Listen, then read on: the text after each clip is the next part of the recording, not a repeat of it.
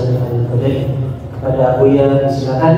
Kurang lebihnya kami maafkan. Assalamualaikum warahmatullahi wabarakatuh.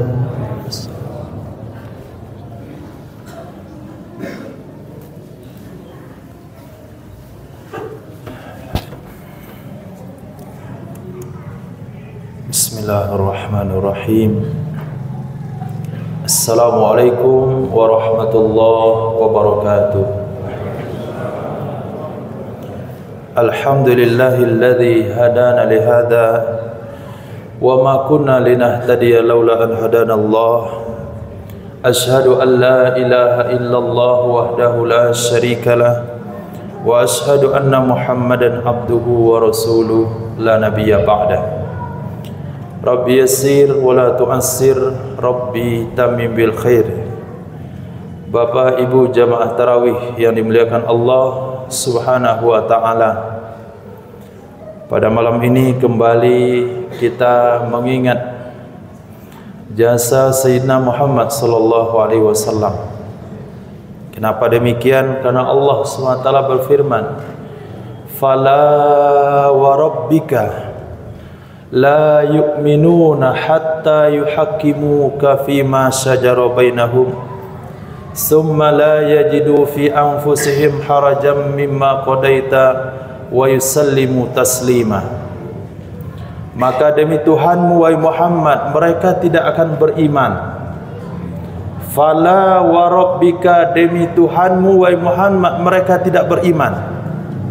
Hatta yuhakkimuka fima shajara bainahum, sehingga mereka mau menyelesaikan apa saja yang terjadi dalam kehidupan mereka dengan apa yang diturunkan kepadamu. Kemudian setelah diputuskan, summa la yajidu fi anfusihim harajan mimma qadaita, kemudian mereka tidak keberatan dengan keputusanmu sama sekali. Wa yusallimu taslima, dan mereka tunduk setunduk-tunduknya kepada sunnah Sayyidina Muhammad sallallahu alaihi wasallam. Kadangkala manusia tidak mengakui dan tidak mau tunduk karena ketinggian Sayyidina Rasul sallallahu alaihi wasallam, karena ketinggian atau karena wibawa Sayyidina Rasul sallallahu alaihi wasallam. Mungkin saja mereka bisa menerima kalau mereka mendengarkan jasa baginda Muhammad sallallahu alaihi wasallam. Bapak Ibu muliakan Allah Subhanahu wa taala, an Sayyidina Anas ibni Malik radhiyallahu an qala haddatsana Muhammadun sallallahu alaihi wasallam, idza jaa yaumul qiyamah majan nasu ba'duhum fi ba'd fayatuna Ibrahim alaihi salam fayaqulun isfa' lana ila rabbik fayaqulu lastu laha walakin alaikum bi Musa kalimullah, alaikum bi Musa fa innahu kalimullah, ila akhiril hadis. Kata Sayyidina Anas ibni Malik radhiyallahu an, baginda Rasul sallallahu alaihi wasallam bersabda, apabila hari kiamat telah terjadi nantinya, maka manusia akan berbondong-bondong, sebahagian mereka ke sebahagian yang lain.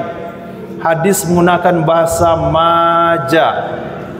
Maja yang muju maujun itu maknanya gelombang.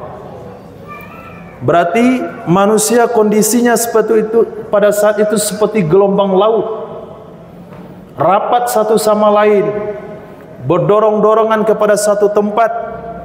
Payatuna Ibrahim, payatuna Nabiullah Adam alaihissalam. Pertama mereka datang kepada Nabi Adam alaihissalam, mereka katakan, ya Adam, isfa' lana ila rabbik, tolong sampaikan pembelaan untuk kamu, untuk kami kepada Tuhanmu. Apa kata Nabiullah Adam alaihissalam? Lastu laha, aku tidak bisa melakukannya. Walakin alaikum bi Ibrahim fa innahu khalilullah, tapi kalian datanglah ke Nabiullah Ibrahim, karena beliau digelar Khalilur Rahman, teman akrabnya Allah Subhanahu wa taala. Payatuna Ibrahim, Lalu mereka juga berbondong-bondong semuanya datang menemui Nabi Ibrahim alaihissalam. Apa kata Nabi Ibrahim alaihissalam? Lastulaha, aku tidak bisa melakukan hal itu untuk kalian. Walakin alaikum bi Musa fa innahu kalamullah atau kalimullah. Akan tetapi datanglah kalian kepada Nabi Musa alaihissalam, karena dia orang yang digelar kalimullah, orang yang sering ngobrol dengan Allah Subhanahu wa taala. Payatuna Musa alaihissalam, lalu mereka datang kepada Nabi Musa alaihissalam. Mereka itu sebahagiannya kita, bukan mereka cerita dongeng, tapi mereka itu kita. Lain halnya kalau cerita kita, misalnya di sana terjadi gempa bumi, mereka ditelan oleh bumi, tertimbun oleh bumi, itu mereka, bukan kita. Tapi kalau cerita kiamat, mereka dan kita salah satu daripada mereka yang hadir pada saat itu, yang berbondong-bondong datang pada hari itu. Salah satu dari mereka adalah kita yang hidup pada hari ini. Bapak Ibu muliakan Allah Subhanahu wa taala, lalu mereka datang kepada Nabi Musa alaihissalam. Apa kata Nabi Musa alaihissalam? Lastulaha, bukan saya orangnya, saya tidak mampu melakukannya. Walakin alaikum bi Isa fa innahu ruhullah wa kalimatullah. Datanglah kalian kepada Nabi Isa alaihissalam, karena itu adalah ruhnya Allah, karena itu adalah kalimatnya Allah Subhanahu wa taala. Mereka, kita pada saat itu datang jumpa Nabi Isa alaihissalam. Apa kata Nabi Musa? Kata Nabi Isa, lastulaha, aku tidak bisa melakukan hal itu. Walakin alaikum bi Muhammadin sallallahu alaihi wasallam, akan tetapi kalian mesti jumpa Muhammad, mesti kalian datang kepada Sayyidina Muhammad sallallahu alaihi wasallam. Payatuni, mereka datang kepada aku, kata Nabi sallallahu alaihi wasallam. Fa'aqulu, aku katakan, analaha, memang saya yang bisa melakukan itu, yang lain tidak bisa. Maka Sayyidina Muhammad sallallahu alaihi wasallam dikatakan sahibu syafaatil kubra, pemilik syafaat yang besar di hari kiamat. Fa astazinu rabbi fayazanuli, aku minta izin kepada Tuhanku dan beliau mengizinkan aku. Wa yulhimuni mahamida ahmaduhu biha lam tahdurnil an, pada saat itu Allah ilhamkan kepadaku puji-pujian yang aku puji Allah dengan rangkaian pujian tersebut yang pada hari ini aku belum menghafalnya. Fa ahmaduhu biha, aku pujilah Allah dengan pujian-pujian tersebut. Wa akhiru laha sajidan, aku tersungkur tersujud di hadapan Allah Subhanahu wa taala. Fa yuqalu, maka dikatakan, ya Muhammad irfa ra'sak, wahai Muhammad angkat kepalamu. Wa qul yasma' min, katakanlah perkataanmu akan didengar. Sal tu'ta, mintalah permintaanmu akan diberikan. Isfa' tu safa', berikanlah pembelaanmu diterima oleh Allah Subhanahu wa taala. Apa yang dikatakan oleh Rasul pada saat itu? Fa'aqulu ya Rabbi ummati ummati, aku katakan, wahai Tuhanku, umatku umatku. Bagaimana nasibnya sekarang? Yang pada hari itu kalau seorang ibu menggendong anak, dia bisa letakkan anak di bawah telapak kakinya untuk menyelamatkan diri daripada panasnya mahsyar. Seorang ibu tega waktu itu meletakkan anak menjadi alas kakinya. Tapi Sayyidina Muhammad sallallahu alaihi wasallam di waktu itu masih memikirkan kita. Apa kata Allah Subhanahu wa taala? Izhab, pergilah kamu. Fa akhrij man kana fi qalbihi misqala zarati syairin minal iman, keluarkan dari neraka orang-orang yang dalam hatinya ada sebesar gandum daripada iman. Fa azhabu fa af'alu, aku pun pergi, aku keselamatkan mereka. Semua orang yang ada iman dalam hatinya, sebesar biji gandum diselamatkan oleh Sayyidina Muhammad sallallahu alaihi wasallam. Fa'auduhu fa'ahmaduha bitilkal mahamid. Aku kembali ke hadapan Allah Subhanahu wa taala. Aku puji Allah Subhanahu wa taala dengan puji-pujian yang tadi disampaikan. Fa'akhiru lahu sajidan, aku tersungkur sujud kembali di hadapan Allah Subhanahu wa taala. Fayuqalu, maka dikatakan, ya Muhammad irfa' ra'sak, angkat kepalamu. Kul yusma' mink, katakanlah perkataanmu akan didengarkan. Sal tu'ta, mintalah pemberianmu akan diberikan Allah. Isfa' tu safa', berikanlah pembelaanmu diterima oleh Allah Subhanahu wa taala. Fa aqulu ya Rabbi ummati. Aku katakan kembali, wahai Allah, umatku belum semua dalam surga. Umatku wahai Allah masih ada dalam neraka. Apa kata Sayyidina Muhammad sallallahu alaihi wasallam? Fazhab akhrij man kana fi qalbihi misqala dzarrah minal iman. Keluarkan umatmu yang dalam hatinya ada iman sebesar debu. Fa'antaliku, aku pun pergi. Aku lakukan apa yang diperintahkan oleh Allah Subhanahu wa taala. Aku ulang kembali, kata Sayyidina Muhammad sallallahu alaihi wasallam, aku puji Allah dengan pujian-pujian yang tadi. Aku tersungkur sujud di hadapan Allah Subhanahu wa taala, mendapatkan pesan yang sama. Ya Muhammad irfa' ra'sak, angkat kepalamu. Wa qul yusma' mink, katakan apa yang mau kamu katakan, Allah siap mendengarkannya. Sal tu'ta, mintalah pemberianmu akan diberikan oleh Allah. Isfa' tusafa', belalah, Allah akan memberikan pembelaan kepadamu. Apa kata Sayyidina Muhammad sallallahu alaihi wasallam? Ya Rabbi ummati. Umatku wahai Allah. Apa kata Allah Subhanahu wa taala? Keluarkanlah dari neraka man kana fi qalbihi adna misqala dzarratin minal iman. Iman sekecil apapun, lebih kecil. 3 kali dalam riwayat hadis tersebut dikatakan lebih kecil daripada debu. Nabi pun melakukannya. Dan pada kali yang keempat, apa kata Sayyidina Muhammad sallallahu alaihi wasallam setelah bersujud di hadapan Allah Subhanahu wa taala? Ya Allah, aku mohon kepadamu, keluarkan dari neraka setiap orang yang mengucapkan kalimat la ilaha illallah. Apa kata Allah Subhanahu wa taala? Bi izzati wa jalalati wa karami la ukhrijanna man qala la ilaha illallah. Demi kemuliaanku, demi keagunganku, demi ketinggianku, siapapun yang pernah mengucapkan satu kali kalimat la ilaha illallah akan aku keluarkan daripada neraka. Hadis riwayat Imam Bukhari. Ini yang dilakukan oleh Sayyidina Muhammad sallallahu alaihi wasallam. Lalu dalam riwayat yang lain, apa kata Sayyidina Anas bin Malik?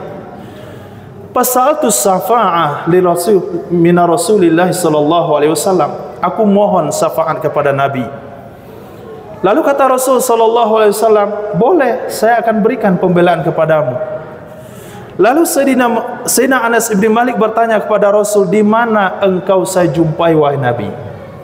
Kata Nabi sallallahu alaihi wasallam, pertama sekali kamu cari saya di Sirat. Pertama sekali kamu cari saya di Sirat. Kalau aku tidak jumpa engkau di Sirat wahai Rasul, di mana engkau cari? Sayyidina Rasul katakan, kalau tidak ketemu di Sirat, cari saya di mizan. Cari saya di mizan. Kalau tidak ketemu di mizan wahai Nabi, di mana engkau akan aku cari? Kata Sayyidina Muhammad sallallahu alaihi wasallam, cari aku di telaga. Aku akan sambut kalian di telagaku, yang airnya lebih manis pada madu, yang lebih putih daripada salju, yang gelas-gelasnya jauh lebih banyak pada bintang-bintang di langit. Man syaraba minhu syarbatan lam yazma abadan hatta yadkhulal jannah. Siapa yang minum satu teguk dari telaga tersebut tidak akan haus sampai masuk surga. Bapak Ibu muliakan Allah Subhanahu wa taala, yang sangat mengkhawatirkan kita pada hari ini. Pada saat itu kata Sayyidina Muhammad sallallahu alaihi wasallam, ada orang yang diusir oleh malaikat. Diusir dari telaga oleh malaikat. Orang itu sudah menghampiri Sayyidina Rasul. Dia sudah datang ke telaga Nabi, jumpa telaga Nabi, lihat Nabi dari jauh. Lalu malaikat mengusirnya, menjauh kalian, menjauhlah kalian. Kata Sayyidina Muhammad sallallahu alaihi wasallam, ya malaika, innahum ummati. Mereka umatku, kenapa kalian usir mereka? Kata malaikat pada saat itu dalam hadis yang diriwayatkan oleh Sayyidina Muhammad, wahai Muhammad, innaka la tadri ma yaf'aluna ba'dak. Kamu tidak tahu apa yang mereka buat setelah kamu meninggal dunia. Mereka hanya mengaku sebagai umatmu, tapi mereka menghina sunnahmu. Mereka melecehkan agamamu. Mereka tidak taat dengan apa yang kamu bawa. Apa kamu katakan A, dia bilang B. Kamu menyuruh ke barat, dia mau ke timur. Jamaah melakukan Allah Subhanahu wa taala dalam firman Allah yang kita bacakan tadi. Kata Allah, demi Tuhanmu wahai Muhammad, mereka belum beriman sampai jiwa ini tunduk kepada sunnah Nabi Muhammad sallallahu alaihi wasallam. Bapak Ibu melakukan Allah Subhanahu wa taala, terakhir supaya besok malam tidak materi ini lagi. Dalam Sahih Bukhari dikatakan, seorang wanita datang kepada Nabi sallallahu alaihi wasallam dan mengatakan, ya Rasulullah, perlukah aku buatkan mimbar untukmu? Saya punya budak pandai bertukang. Kata Nabi, silahkan. Akhirnya wanita Ansar membikinkan mimbar untuk Sayyidina Muhammad sallallahu alaihi wasallam yang disebut dengan hadis yang bunyi, ma baina mimbari wa qabri raudhatum miradil jannah. Antara kubur dan mimbarku itu adalah taman-taman surga. Mana ketika mimbar telah diletakkan di dalam Masjid Nabawi, yang sebelumnya Nabi khutbah di mana? Nabi khutbah hanya bertekan dengan tunggul pohon kurma yang sengaja ditinggalkan satu batang tunggulnya kira-kira tinggi 1,5 meter. Nabi bertekan khutbah di situ. Ketika mimbar telah dibuat, Nabi naik di atas mimbar. Terdengarlah dari kurma, tunggul pohon kurma tersebut menangis. Ketika khutbah Jumat disampaikan, menangis dia. Maka Nabi pun turun dan Nabi memeluknya seperti seorang ibu mendiamkan anak kecilnya yang menangis. Kenapa pohon kurma itu menangis? Dia tidak punya hati, dia tidak punya perasaan, dia tidak mendapatkan syariat dari baginda Nabi Muhammad sallallahu alaihi wasallam. Pohon kurma itu menangis, kata Nabi sallallahu alaihi wasallam, karena dia tidak mendengarkan zikirku. Karena ketika aku menyampaikan khutbah, aku tidak menyentuhnya. Padahal jarak tunggul kurma dengan Nabi berdiri itu palingan 1,5 meter. Begitu jauhnya, cuman 1,5 meter ditinggalkan oleh Nabi. Pohon kurma menangis. Bapak Ibu bisa lihat cerita ini dalam Sahih Bukhari. Menangis. Jamaah melakukan Allah Subhanahu wa taala. Itu pohon yang tidak punya hati, yang mati. Dia tahu siapa Sayyidina Muhammad sallallahu alaihi wasallam, maka dia menangis ketika terpisah jauh dari Nabi. Kita sudah berapa jauh terpisah dengan Sayyidina Muhammad? Kampung kita ribuan kilometer dengan Sayyidina Rasul. Bahasa kita tidak sama sekali. Tidak pernah menatap wajah Nabi Muhammad sallallahu alaihi wasallam. Kalaulah umat ini juga jauh dengan sunnah Nabi, mereka tidak akan dapatkan syafaat di akhirat kelak. Hanya sunnah yang masih tersisa pada hari ini. Jasad Nabi tidak ada lagi. Zaman kita jauh dari Sayyidina Rasul sallallahu alaihi wasallam, maka kembalilah kita kepada sunnah Nabi. Baca kembali hadis-hadis Rasul sallallahu alaihi wasallam. Pupuk di dalam hati kita hanya cinta kepada Sayyidina Muhammad sallallahu alaihi wasallam. Almar'u ma'aman ahab. Kita akan dikumpulkan bersama orang yang kita cintai. Kalau kita cintai Rasulullah, kita akan berada bersama beliau di akhirat kelak. Amin ya rabbal alamin. Mohon maaf kalau ada salah dan janggal. Assalamualaikum warahmatullahi wabarakatuh.